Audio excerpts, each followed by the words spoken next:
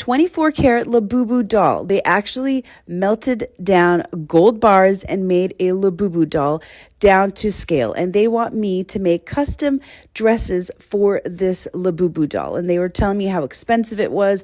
And they gave me the dimensions. Because it's metal, it's going to be a little bit more difficult for me to make the dresses that fit over the head, because it's not like the original doll, which is soft and very forgiving when you pull out the head from the dress. So I'm making lots of changes to the pattern for this order. And of course, they ordered all 25 of the characters, and they requested in each one of them to have a small pocket for the air tag to be put in case someone tries to steal the dresses. Because $7,000 Labubu dress, one dress, $7,000. I'm nervous.